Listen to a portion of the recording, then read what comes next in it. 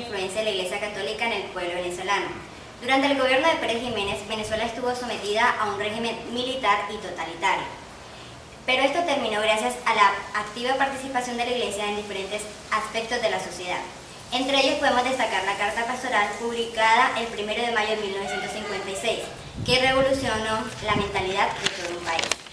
En esta emisión evidenciaremos lo que aconteció en aquel entonces, tomando como referencia el clero en la lucha de Gabriel García Márquez, en donde se refleja la constante lucha por la libertad de un pueblo oprimido y restringido.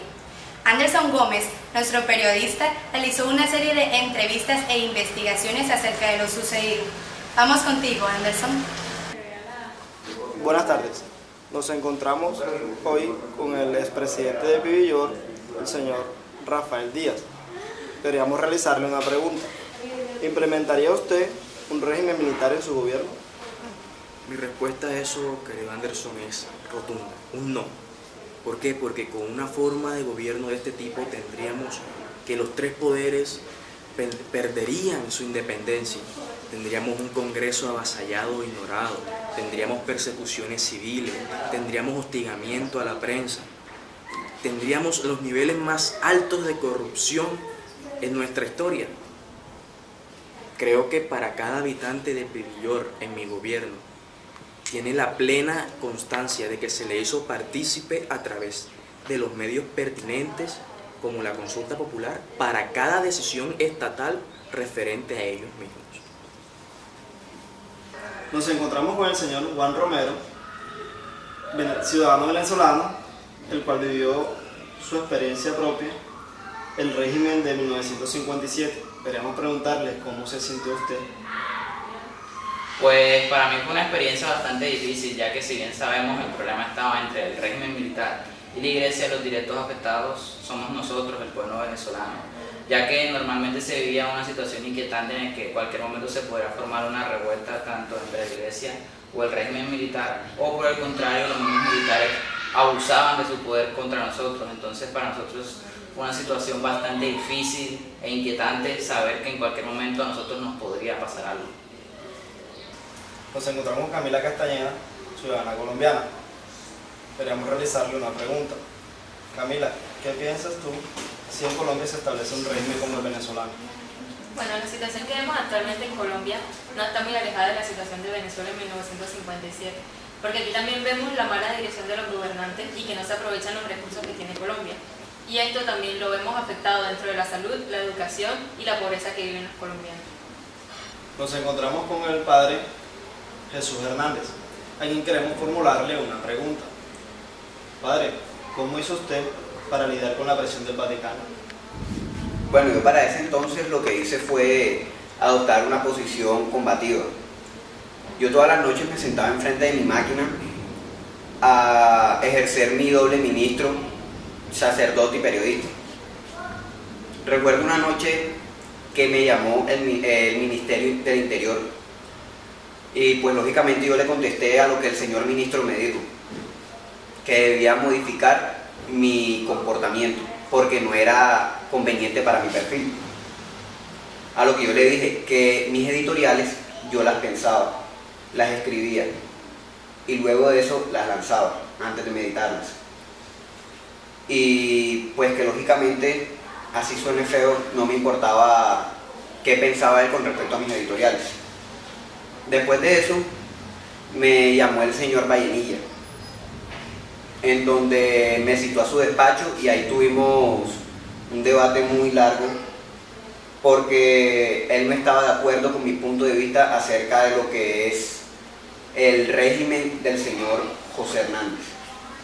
Nos encontramos con el reconocido periodista Sebastián Hernández, a quien queríamos realizarle una pregunta. Muy buenas tardes, Sebastián. ¿Cómo estás? Queremos preguntarte ¿qué opinión tienes tú acerca de los hechos que ocurrieron en Venezuela en la época de 1958? Bueno, Anderson, si bien sabemos que fue un gobierno pésimo en todos los sentidos, la clase obrera tenía demasiados problemas, la remuneración, los subsidios, etc. En pocas palabras, el proletariado estaba por el suelo, la sociedad estaba subyugada, la censura, todos eran aspectos que una sociedad estaba en un apocalipsis. Pero siempre hay una excepción, el clero, que a pesar de las presiones políticas y las presiones del Vaticano, jamás se dieron por vencidos, a pesar de todos los obstáculos que pasaron, atentados. Siempre ellos estuvieron firmes en el propósito, que era abrir los ojos a las personas, a la sociedad, a que no aceptaran ese régimen pésimo. La sociedad sabemos que la sociedad estaba al caos, en un caos, pero gracias al clero, que jugó un papel súper importante, fue determinante para la revolución. Ellos difundieron la carta pastoral en las misas, en las cuales sabemos que la religión siempre ha controlado las masas, y ellos, al controlar las masas, implantaron el chip de cambio que pudieron romper el régimen militar. En el día de hoy nos encontramos con las politólogas de la Universidad de Massachusetts, María Lara y Lina Ramírez, a quien queremos formularle una pregunta. ¿Qué opinión tienen ustedes acerca de la Venezuela de 1957 y la actual? Bueno, Venezuela es un país que ha sufrido muchas crisis políticas, corrupción, subidas y bajadas económicas muy notorias. Estas crisis empezaron alrededor de la década de los 50, cuando un grupo ejemplar del clero, cansado de los abusos del poder e inconformes con el gobierno, deciden llevar un levantamiento para acabar con el poder de ese tiempo. Después de esto, se generaron una serie de acontecimientos de parte del Estado para callar a los obispos y a la iglesia que intervenían en ese momento. En los años siguientes se produjeron unos hechos que fueron marcados por esos obispos. Fue entonces el inicio de muchos golpes de Estado en el que el pueblo luchó por una mejor situación.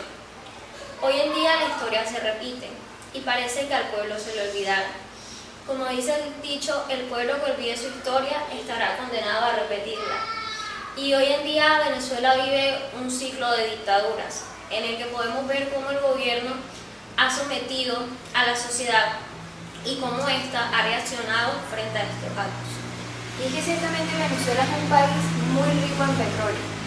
Casi el 70% de su economía se basa en esto. Lastimosamente, la caída de este recurso ha llevado a Venezuela a una depresión económica bastante notoria.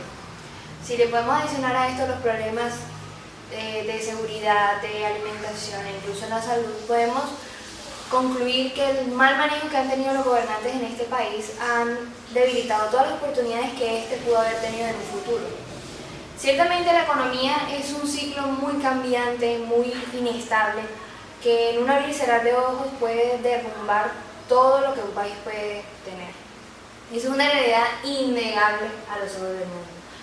Ciertamente también la situación que ocurre en Venezuela es muy desesperante, ver cómo las personas se remeten contra los políticos, cómo los que quieren dar su punto de vista son callados, incluso cómo los niños aguantan hambre, generan en los espectadores un sinnúmero de sentimientos que son ahora mismo difíciles de explicar. Como dice mi compañera, ciertamente la historia se repite, sí se repite. Lastimosamente no se ha podido derrumbar este mal gobierno que ha tenido el país, pero de pronto a futuro sí se puede. Tal como en el clero en lucha, habrá un día en el que en las calles de Venezuela se pueda respirar un aire de alivio y así podamos decir que esta al fin ha sido liberada. Ok, listo. Muchas gracias por su participación. Hasta luego. La Venezuela del relato no es muy distinta a la de hoy. El régimen bolivariano establecido por Nicolás Maduro y autores pasados ha sido manchado por la corrupción, pérdida de la democracia y prevalencia del totalitarismo. Sobra decir que la política actual es poco popular para la comunidad y solo están dispuestos pocos a cambiar esta situación. Mi nombre es Karen García y Mariela Fayán Fernández. Muchas gracias por escucharnos, nos vemos en la próxima edición.